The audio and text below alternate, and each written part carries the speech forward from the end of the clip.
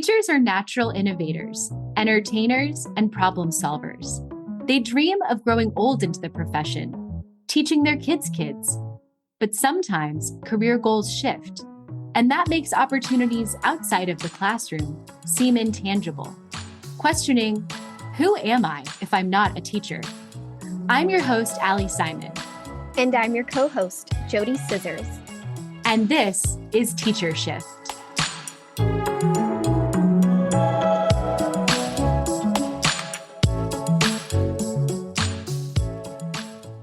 Why are teachers leaving the classroom? Well, one former teacher is doing the research to reveal the reasons for these mass resignations. Today, we'll learn about some of her findings and what led to her choice to leave too. Robyn Barberry is a former teacher and author in progress of Early Dismissal, the Alarming Conditions Behind the Mass Resignation of American Educators. She has found occupational love in her new role as a customer service rep for a small business in her community, which has also enabled her to be the wife and mom she has always wanted to be while pursuing her dream of being a professional writer. Welcome to the show today, Robyn. Thanks for having me. Robyn, thanks for connecting with us on Facebook. You have a really interesting story, and you may know this. We used to be called the Great Teacher Resignation before we made our own shift into Teacher Shift. But you started your work and you saw the red flags prior to the crisis that we're seeing in terms of teacher retention. What made you go on this journey? It's sad to say, but it's almost comical, the revolving door when you work as a teacher in a school, how many people stay and how many people leave. And it used to be that, teachers went to their school and they retired there after 35 years. But I just kept noticing that it was a different cast of characters at the beginning of the school year. And as time went on, that percentage shifted over and over again, where it was like, oh, like a couple of your friends were gone. And then I guess by post-COVID, you had almost a whole new makeup. You had been there for 5 years and you were a senior member of the staff after 5 years. So I just noticed, like, where's everybody going? And I think that's one of the questions you guys are asking with your podcast is, where's everybody going? Yeah, you're right. Ali and I both left pre-COVID for different reasons, but as you're sitting back as a former teacher, watching what's happening and everybody saying, great teacher resignation. And I'm thinking, wow, this is a serious retention issue. And what are we going to do about it? Because the solutions were immediately like, we have to hire more people. Well, what's happening with the people that are actually in the building and why are they not staying? It's funny that you ask. So that's what the survey is about. The survey is, I'm trying to figure out, why is everybody leaving? And funny, the way that it happened for me was I was in a situation where I was having a very serious mental health crisis and I was having panic attacks. I had never had panic attacks in my life. And all of a sudden I'm having these panic attacks and tried to get myself reset on medication, therapy, but my doctor at one point was like, Robyn, every time you go in that school, that stress is going to be there. And quite frankly, it's only going to keep getting worse. And I knew that I had to leave, but I kept blaming it on myself. Oh, it's, I've got a messed up brain. I've got this mental health condition. But then I watched other friends who I thought were pretty solid and stable leaving the profession. And I think the one that really got to me was my cousin and I were working together. We were working at a very prestigious all boys Catholic high school. And people just started dropping. And when she came over my house one day and said, I'm going to go, I'm leaving. I'm like, no, but you're a department chair. You were a coach for a long time. You're really put together. Then I stopped and realized, oh my gosh, it's not just me, something's going on. And I started you see the movies and somebody's solved a case or whatever, they realize there's a problem and they're flashing back at oh my gosh, this person left and this person left. And every story of a teacher leaving just hit me. And I was like, I got to do something about this. What am I going to do? And I had been moping around for months, miserable, thinking I was a failure. And then I realized I wasn't a failure. The system is a failure and something's got to change. Wow. I love your reflection on how you're looking back at that time in your life. I cannot imagine how difficult it must have been for you to leave something that you were clearly passionate about. It sounds like you were at a great school. I also really tuned in when you said at this point, people who've been in the classroom for 5 years are like the veterans. And that was definitely not the case when I first started teaching. We had people who'd been teaching for 20, 30, 15 was like a early veteran, and the truth is that really that is happening now where there's the schools, they don't have as many long-term teachers who've been there. And so I think JoDee and I talk about this a lot. Like, what's the systemic problem that's causing all of this to happen? Like, we want to unpack that. And that's really what you're looking at in your survey, that we're going to let teachers know in our show notes how they can take that survey so that hopefully that can better inform your data and the book that you're working on. And more than the data, I'm collecting narratives. And to be quite frank with you, I have to set aside little blocks of time when I can read these because they just tear my heart out. At the core of what the problem is that these are people. These are human beings. Here's a little theory. Public school system is based on the factory system. We all know that, the bells and everything. And the students are the product. Well, they expect the teachers to be the machines. They expect the teachers to be the robots to create these products. And they forget that we have human needs. You learn in biology that every living thing needs like air and space and water. And you know what? So do teachers. And we need a little bit more than that because we're human and we have other obligations and families and things like that.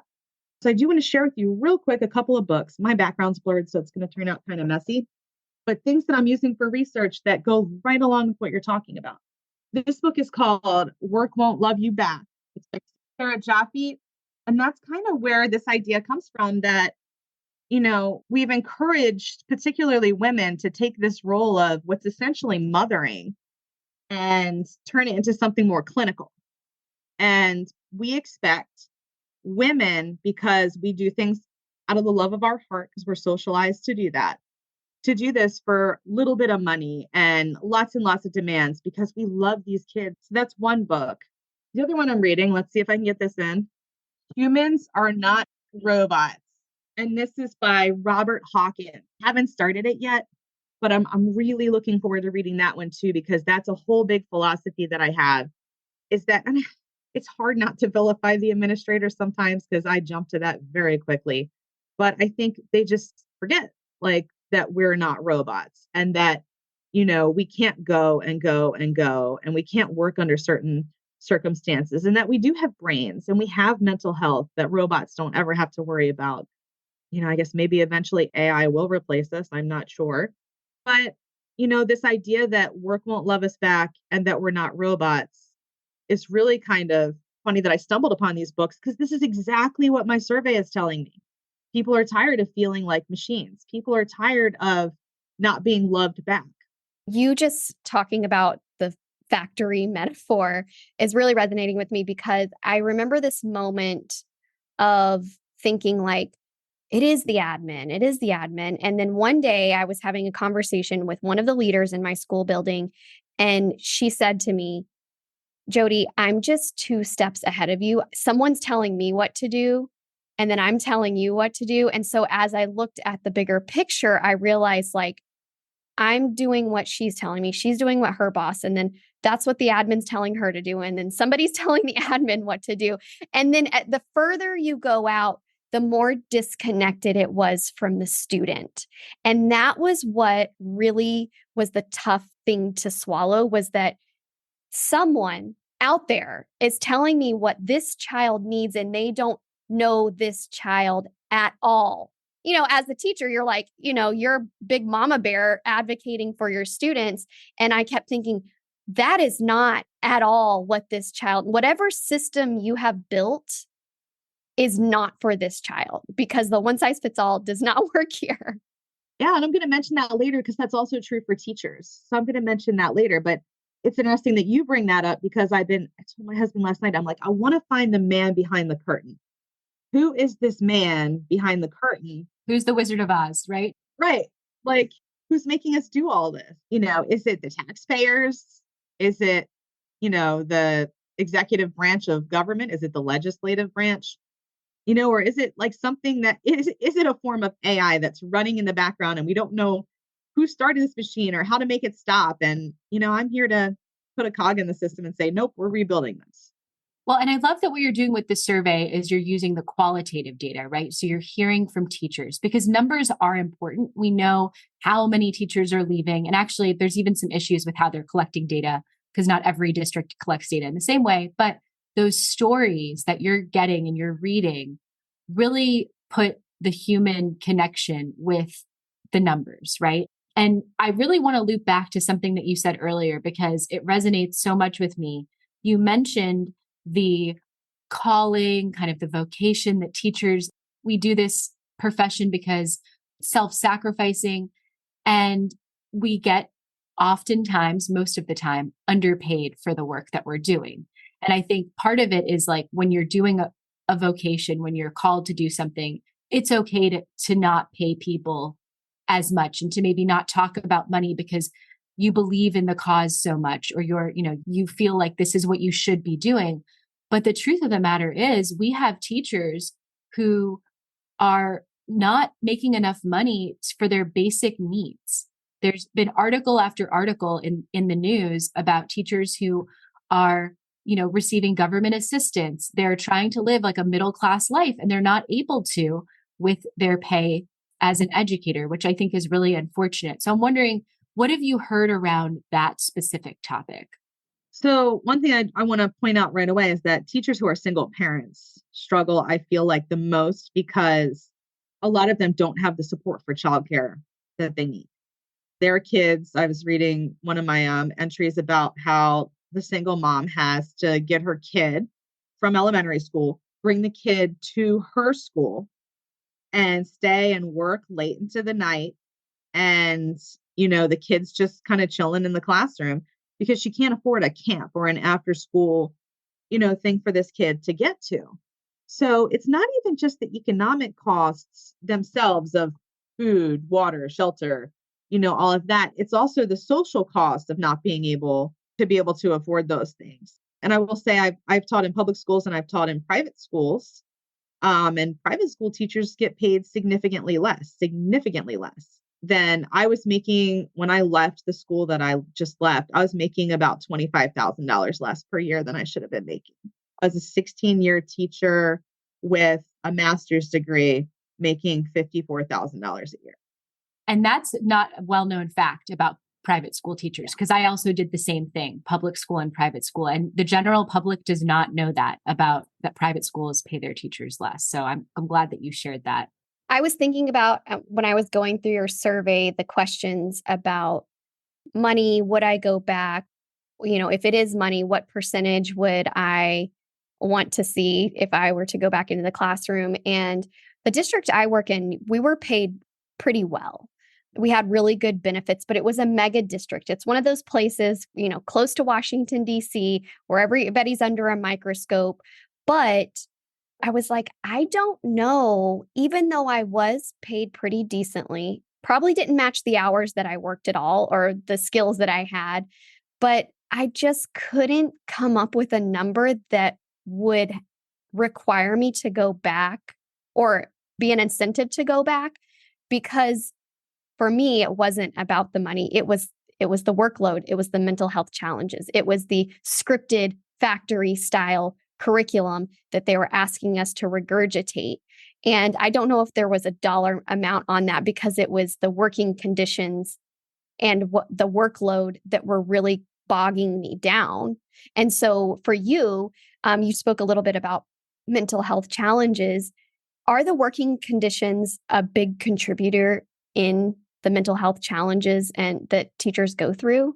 So, 100%. I'll get to that in a second. One thing I want to add to what you were just saying is I met Jeanette Walls, the author of The Glass Castle.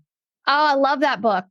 Yes. She gave a little speech and she was talking about, somebody had asked about like, well, you grew up literally dirt poor, like drinking water out of the street poor, but now you're probably doing pretty well.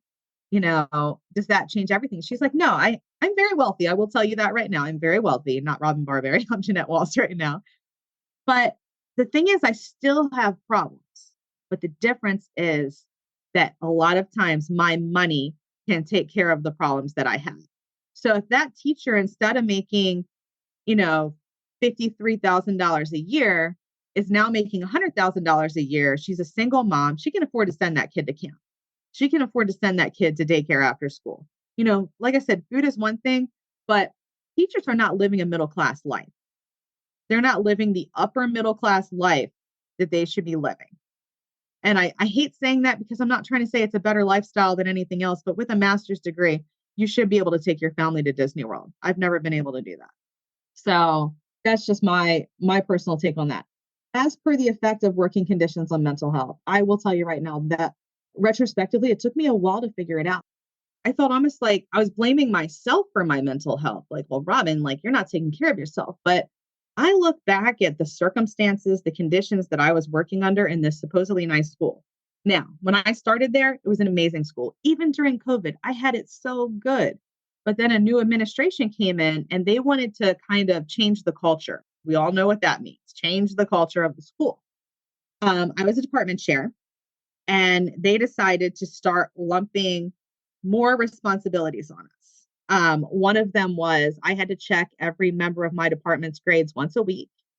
I had to do it on a particular day, like Friday.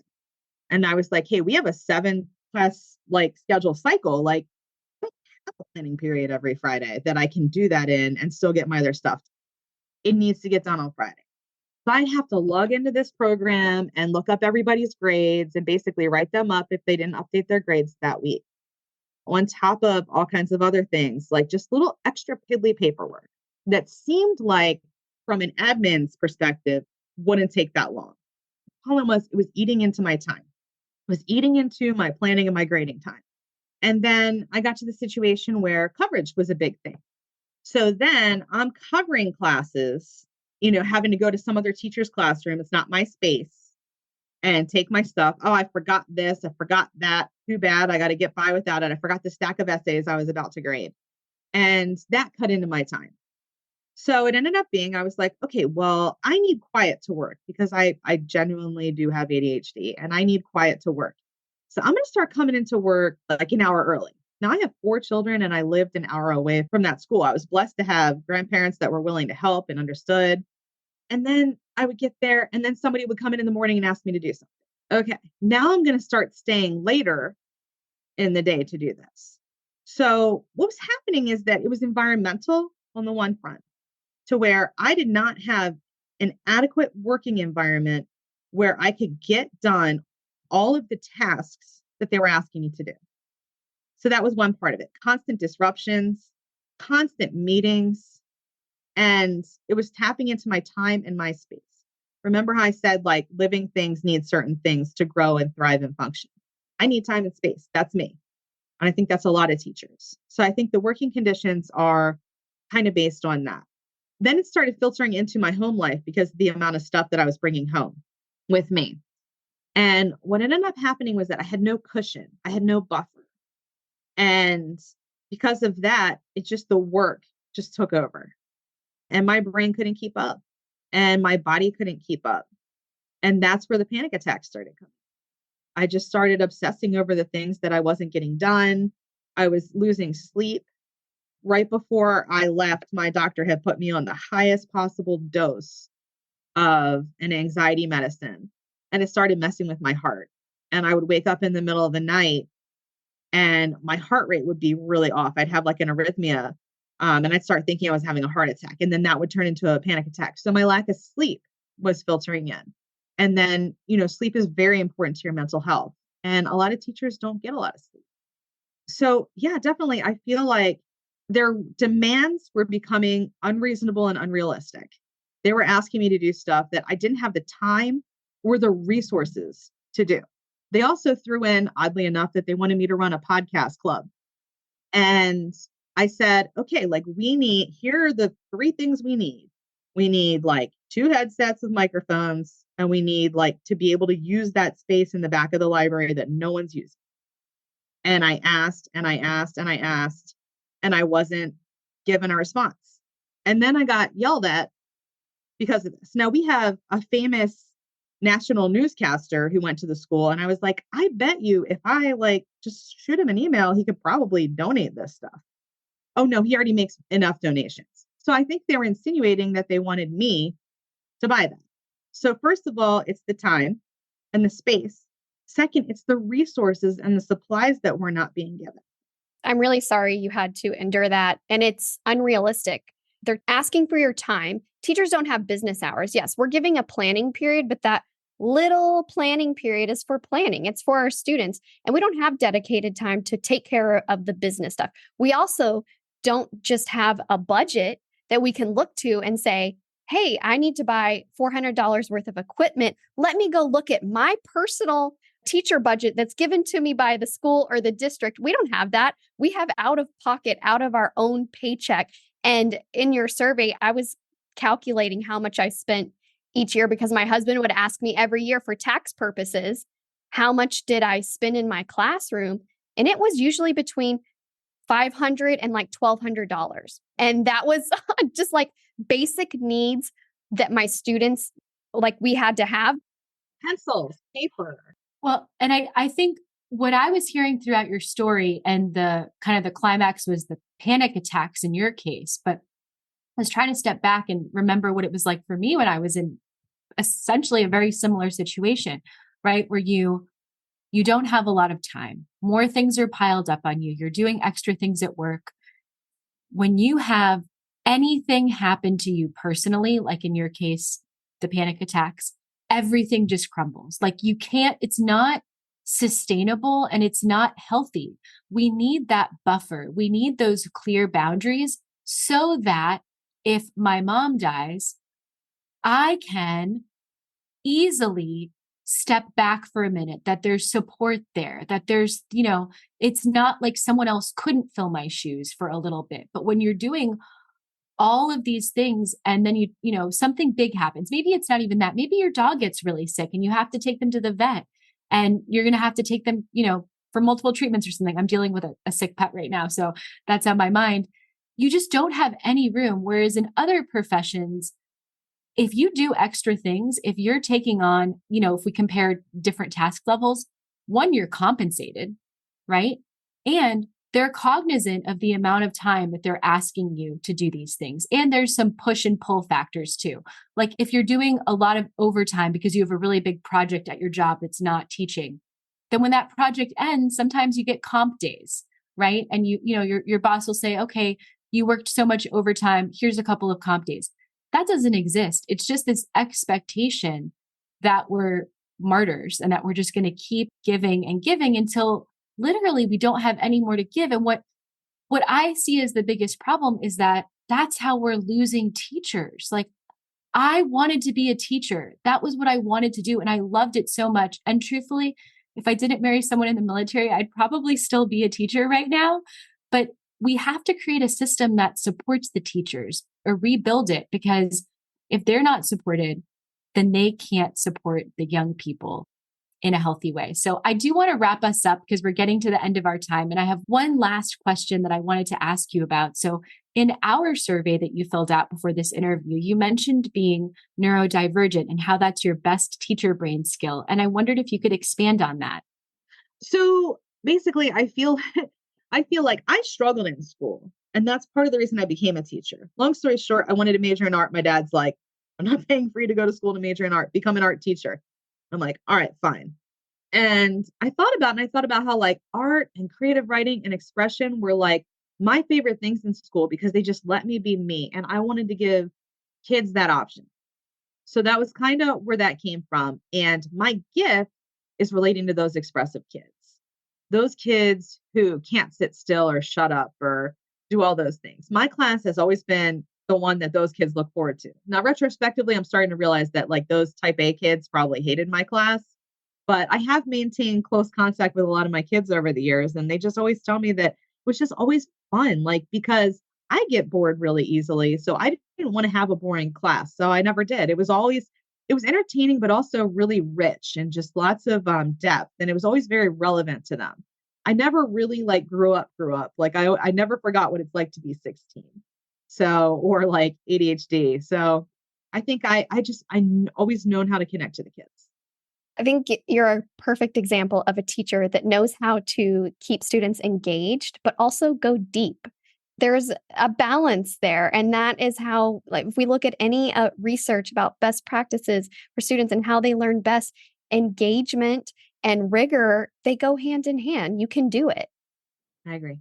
So I think the biggest question that you guys are asking with your new revamp of the podcast is, if you're not a teacher, what are you? And if you're not a teacher, you're a student, because you're learning a whole new profession, and we're kind of programmed to do one thing as teachers. And I took on a job that challenged me in a lot of ways, because I had to deal with a lot of math. And I always joke that I became an art and English teacher so that I would never need to do math.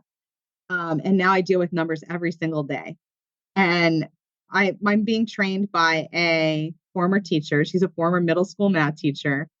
I have to ship out packages. I work for a promotions company. So like cool pens and t-shirts and things like that. Like I organize inventory. I have to count shirts, fold them. I folded like 900 shirts last week, and I have to ship stuff out. And when I ship stuff out, the numbers are long strings of tracking numbers. And that's really hard for me.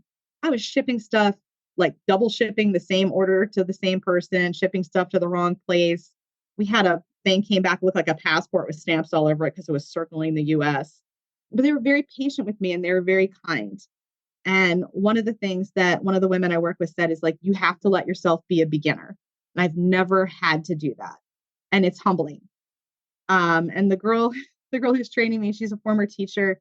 And she basically made a little IEP for me because she noticed that I was struggling with the numbers and all the data entry and stuff that I have to do for managing these accounts.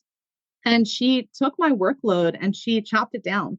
And she's like, instead of doing invoices and order acknowledgements and proofs, I'm just going to have you work on this one thing. And then when you get good at that, I'm going to give you something else. So she's been working really, really hard with like getting me to learn this job. They're so sweet and so loving. The one day I said, please don't yell at me, but I did this. Why would I yell at you? And I said, because in teaching, you get disciplined all the time. So I'm still having trouble, still having a really hard time. And one of them was like, have you had your eyes checked recently? I'm like, no, like when I was teaching, I never had time to go to the eye doctor. You know, I kind of lost my really good health insurance when I left teaching. So I haven't had money. I was living in a really bad financial state after I quit teaching.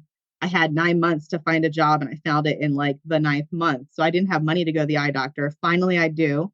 Went to the eye doctor. My vision had gotten really bad in 2 years. She clicked the things and I looked through and I saw the world clearly for the first time in 2 years. And I just about cried. And I went to work the next day with my new glasses. And I was able to read the numbers really clearly because someone took the time to notice that maybe I needed glasses and maybe I just needed a little bit of extra training. And, you know, like maybe go take a break, go outside, take a little walk around the block, go next door and get a coffee. There's a book called Work Won't Love You Back, but you know what? It can and it will. And you have to find the right place. And, you know, like I said, when you're no longer a teacher, you got to learn something new. You got to let yourself be a beginner. You got to let yourself be a student. I love that story so much. And I love your boss for your manager. I mean, that's a teacher skill. You said they're a former teacher. They did exactly for you what they would have done with teachers. And I have to say, in my everyday job, there are some times where I access my teacher skills to be able to meet an adult's needs that I am working with. It's just part of who we are.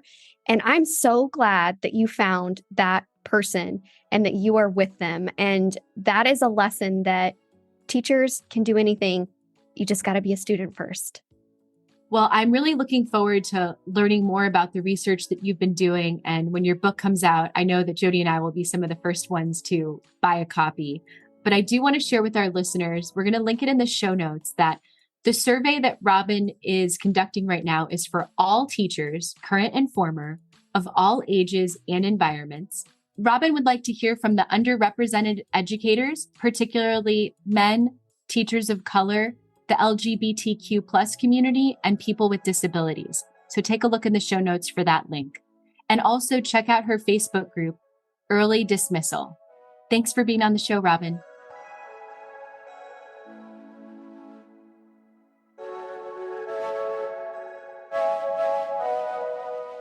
Are you interested in suggesting a topic for Teacher Shift, being a guest, or recommending a guest?